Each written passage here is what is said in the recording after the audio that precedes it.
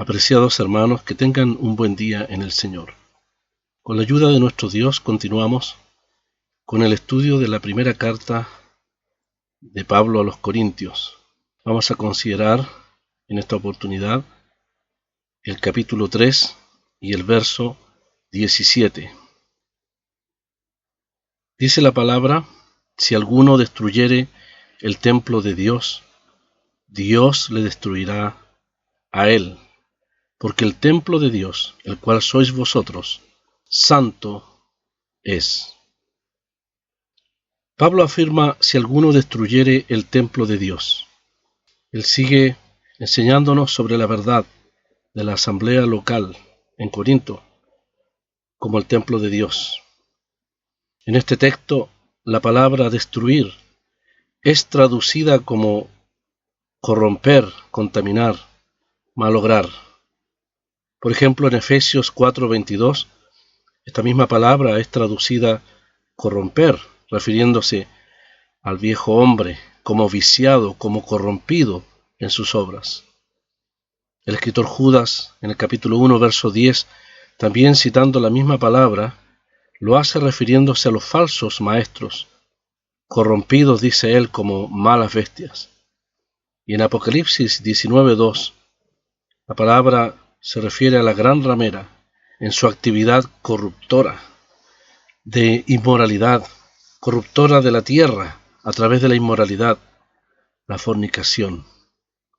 Esta palabra es citada 8 veces en el Nuevo Testamento.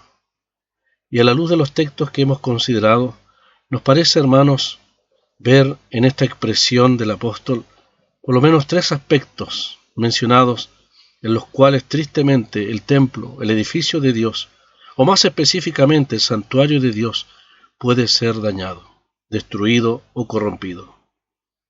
En primer lugar, por la carnalidad de los que edifican, buscando gloria e intereses personales, al punto de la división o cismas en medio del pueblo de Dios.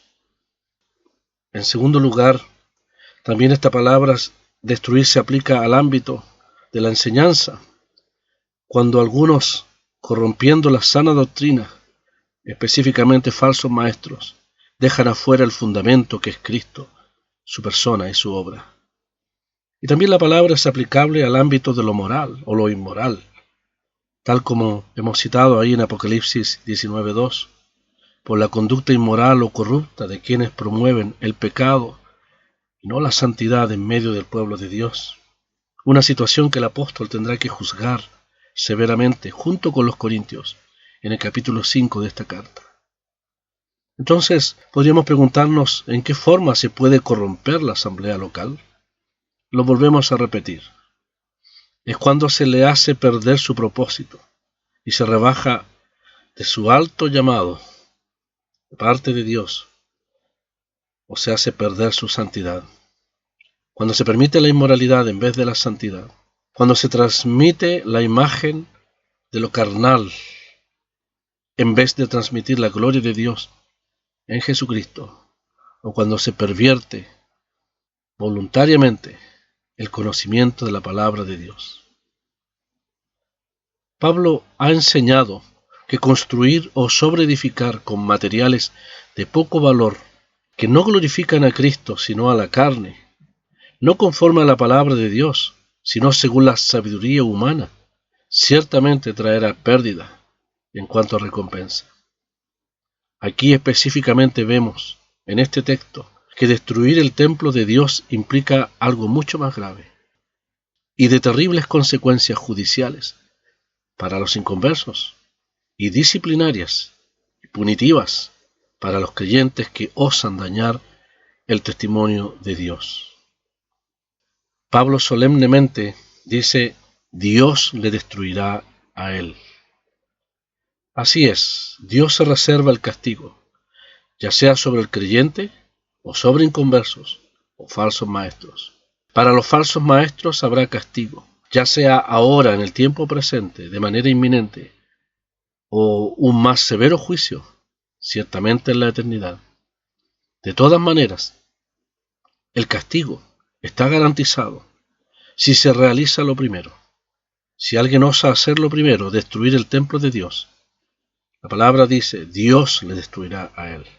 Nadie escapará de Dios y su castigo. Podemos recordar las palabras allí en Zacarías capítulo 2, verso 8. Porque así ha dicho Jehová de los ejércitos, tras la gloria me enviará él a las naciones que os despojaron, porque el que os toca, toca a la niña de su ojo. El que os toca, toca a la niña de su ojo. Quien toca a la iglesia, toca a Dios. Para el creyente, el Señor actuará disciplinariamente, judicialmente, usando inclusive como acto punitivo la misma muerte. Esto trae a la memoria el caso de Ananías y Zafira. La experiencia en otros lugares ha confirmado esta acción judicial del Señor sobre creyentes que tristemente, que por orgullo, soberbia y con dolo, premeditadamente, han infligido un grave daño a la asamblea, ya sea en lo moral, doctrinal, o provocando amargas divisiones, o despreciando a los santos. Y los hemos visto partir, en algunas situaciones, uno tras otro, de manera repentina, dejando una sensación de gran solemnidad en todos los creyentes. En el ejemplo del sumo sacerdote Elí y sus hijos, relatado en el primer libro de Samuel, ciertamente para Elí, el sumo sacerdote, el perecer fue un acto punitivo, disciplinario de parte de Dios, como corresponde a un hombre justo, aunque débil, de carácter como para defender los intereses de Dios en el tabernáculo en Silo. Para Elí, morir no fue su destrucción en cuanto a la eternidad. No así los hijos de Elí, quien eran impíos, como 1 Samuel 2, capítulo 12 lo confirma. Los hijos de Elí eran hombres impíos y no tenían conocimiento de Jehová. En un mismo día fueron destruidos, al perecer por medio de una muerte violenta, bajo la espada de los filisteos. Y no hay duda que perecieron eternamente como hombres impíos. Ahora esperan el juicio eterno sobre sus almas en el lago de fuego. En cambio, Dios castigó a Elí, el sumo sacerdote, por permitir la destrucción del templo y no estorbar, pero destruyó a sus hijos por ser activos actores de la corrupción y la destrucción moral y espiritual del culto de Dios en el tabernáculo. Hemos mencionado el ejemplo triste y solemne de Elí y sus hijos. Se puede recordar también el ejemplo de Coré y Datán, que intentaron destruir la obra de Dios por medio de la división. Nos lo recuerda así Números capítulo 16, verso 32. Dice la palabra, abrió la tierra su boca y los tragó a ellos, a sus casas, a todos los hombres de Coré y a todos sus bienes. Ellos, con todo lo que tenían, descendieron vivos al Seol y los cubrió la tierra y perecieron de en medio de la congregación. El verso 38 dice, los incensarios de estos que pecaron contra sus almas. También podemos recordar el caso de Zimri y Cosbi, aquella pareja que osadamente, sin temor de Dios, entraron al pueblo de Israel para cometer un grave acto de fornicación. La palabra de Dios nos enseña que fueron muertos al instante bajo la lanza de Finés. Allí en Números 25 la palabra nos dice, y lo vio Finés, hijo de Eleazar, hijo del sacerdote Aarón, y se levantó de en medio de la congregación y tomó una lanza en su mano, y fue tras el varón de Israel a la tienda, y los traspasó ambos, al varón de Israel y a la mujer por su vientre, y cesó la mortandad de los hijos de Israel, y murieron de aquella mortandad 24,000. También podemos recordar el propósito de Balaán junto con el rey Balac en su propósito satánico de destruir la nación de Israel. mediante la corrupción moral del pueblo de Dios, en el culto inmoral que los hebreos, los israelitas, practicaron en Baal Peor. Así nos dice Números capítulo 31, verso 8. No podemos dejar de mencionar el ejemplo del rey Usías, que en su orgullo, tratando de ministrar en el tabernáculo, en el templo de Dios, y tratando de ocupar una labor que no le correspondía, él quiso cambiar el orden del sacerdocio, y Dios le castigó por su temeridad. Segunda Crónicas 26:16 dice: Mas cuando ya era fuerte el rey Usías, su corazón se enalteció para su ruina, porque se rebeló contra Jehová su Dios, entrando en el templo de Jehová para quemar incienso en el altar del incienso. Qué solemnes ejemplos, ilustraciones realmente que nos hacen pensar en la seriedad de las advertencias del apóstol Pablo. El que destruyera el templo de Dios, la obra de Dios, Dios le destruirá a él. ¿Y cuál es la razón? Porque el templo de Dios, el cual sois vosotros, dice Pablo, santo es. Es algo separado para el uso de Dios. Es santo porque es el edificio que le pertenece a Dios. Según nos dice el verso 9, vosotros sois edificio de Dios. La iglesia local en Corinto, como templo de Dios, es santo. Es santa porque el fundamento es Jesucristo. Es santa porque el Espíritu Santo mora en la iglesia local. Así nos dice el verso 16. Sois templo de Dios. Las personas que lo componen son santificadas para Dios. Sois vosotros, dice el verso 17, que estamos considerando el templo de Dios. Por lo tanto, como Moisés quizás debiéramos de quitarnos los zapatos, porque el lugar que pisamos, la congregación, el conjunto de los creyentes, reunidos al nombre del Señor, santo es. El erudito Bain, en uno de sus comentarios dice: los que enseñan la palabra de Dios deben de temblar por si aún, sin intención, malogren la estructura que están tratando de edificar.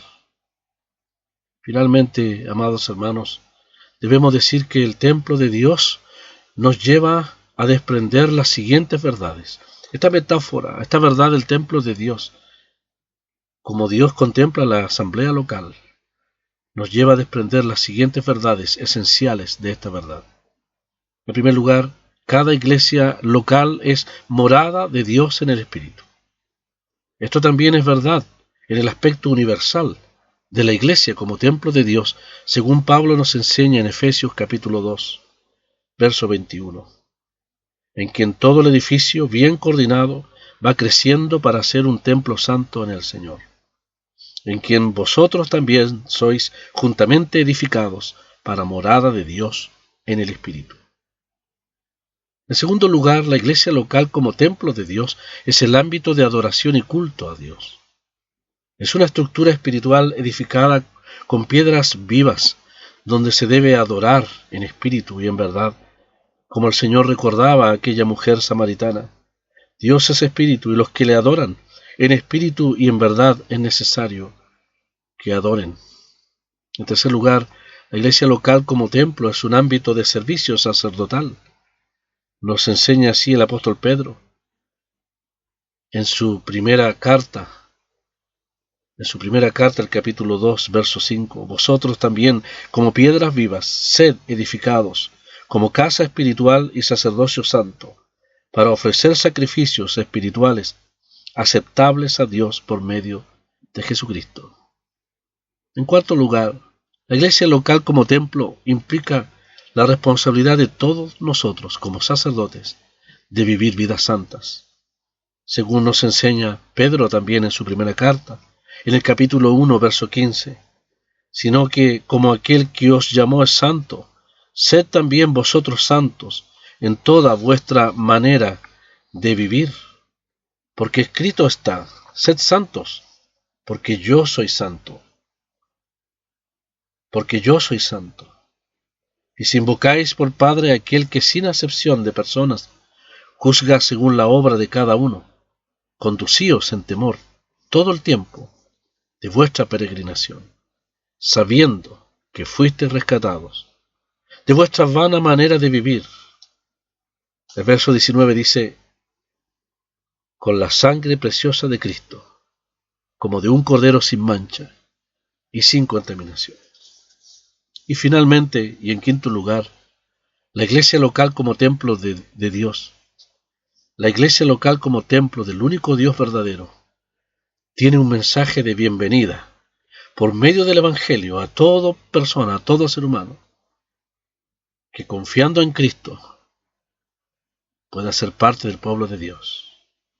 Pero Pablo nos ha dicho también en este verso 17 que como los edificios de la antigüedad, la iglesia de Dios como templo de Dios tiene una advertencia, tiene en la puerta de entrada una anatema de advertencia a todo aquel que pretenda destruirlo. Si alguno destruyere el templo de Dios, Dios le destruirá a él, ha dicho el apóstol, porque el templo de Dios, el cual sois vosotros, santo, santo es. Que el Señor bendiga su palabra y les bendiga ampliamente en este día a todos los hermanos, a todo el pueblo de Dios.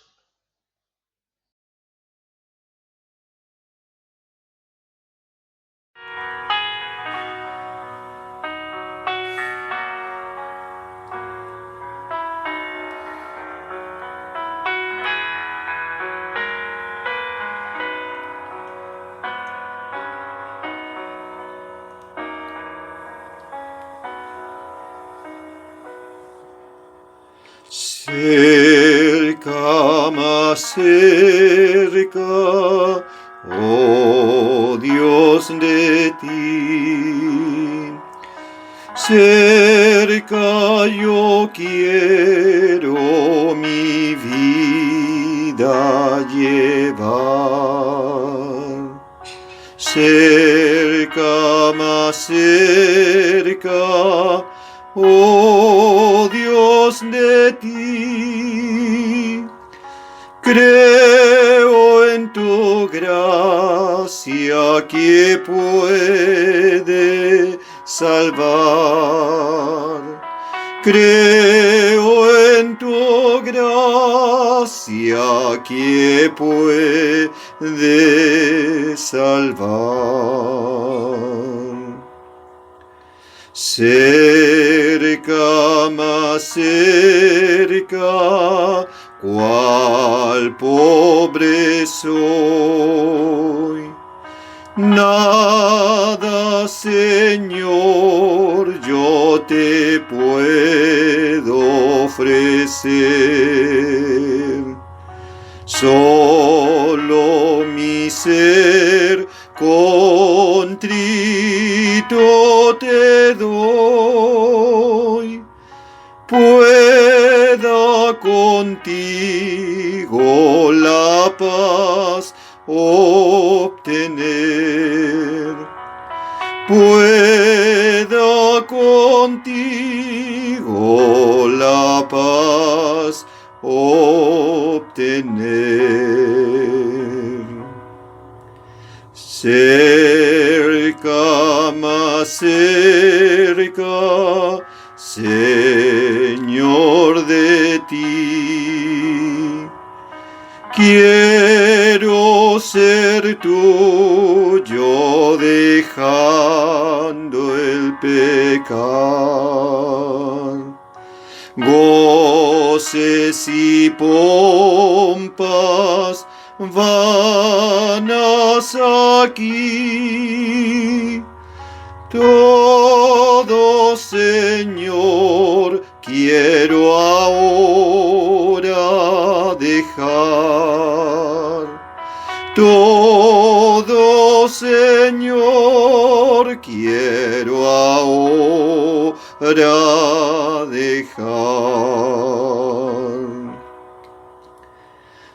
cerca, más cerca, mientras el ser aliente vida y busque tu paz.